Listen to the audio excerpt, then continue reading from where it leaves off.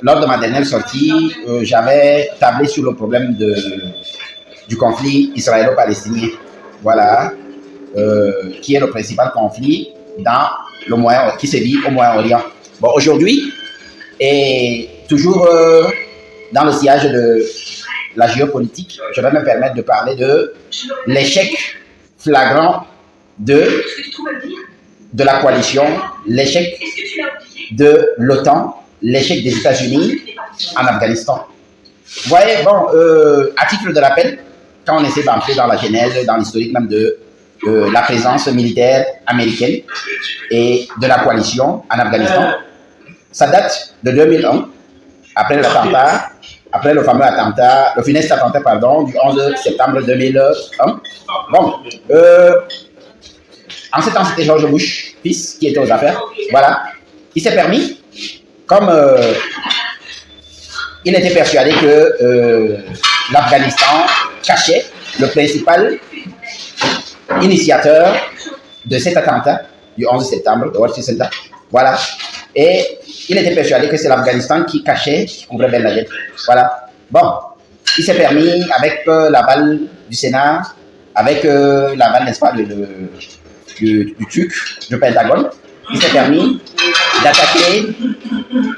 d'attaquer l'Afghanistan.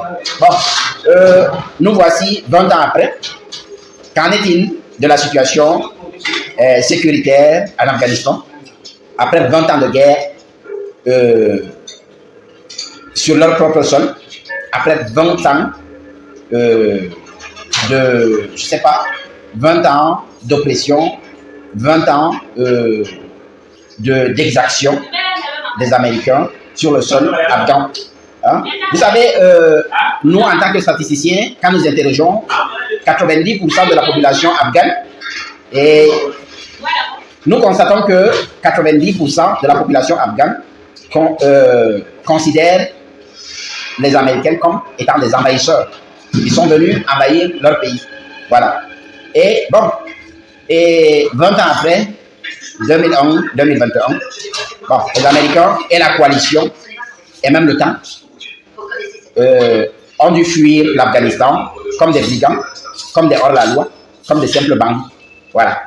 Vous voyez les images qui inondent les chaînes de télévision, hein, les images qui parlent du départ, qui montrent le départ des troupes américaines. C'est comme si le monde allait s'effondrer.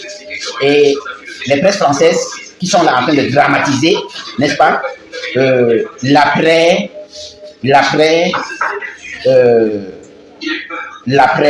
du départ des Américains du sol afghan. Voilà, ils sont en train de dramatiser tout en diabolisant les talibans. Bon, vous savez, à titre de rappel toujours, l'Afghanistan était membre, un État membre de l'Union République Socialiste Soviétique. Voilà. L'Afghanistan était membre de l'Union République Socialiste Soviétique, qui était la première puissance du monde avant les États-Unis. Voilà.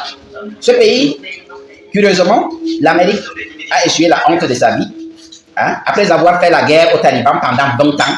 Cette guerre aujourd'hui, nous tous nous savons qu'elle s'est soldée par l'échec, hein, par une claque, une paire de gifles que les Américains ont reçu, les Américains, les Britanniques, les Français, tout l'Occident, hein, à travers cette coalition.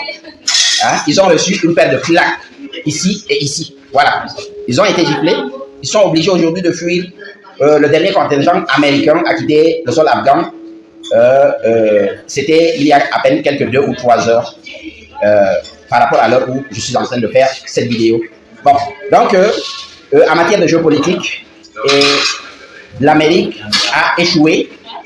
L'Amérique a échoué et l'exemple d'Afghanistan, c'est un exemple éloquent de l'échec des États-Unis à travers son armée qui est incapable.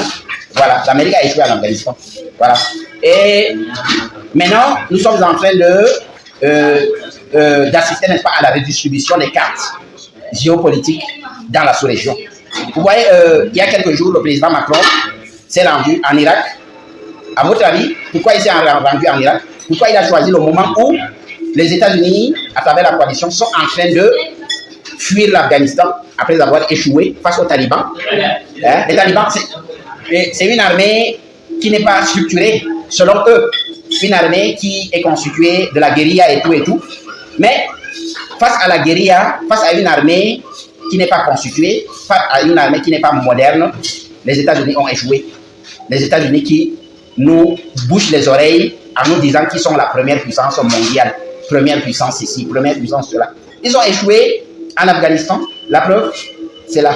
Voilà. Donc, la présence d'Emmanuel Macron en Irak, ces 2 derniers jours, est en train de nous prouver, n'est-ce pas, que les cartes sont en train de se redistribuer dans le Moyen-Orient et le Proche-Orient.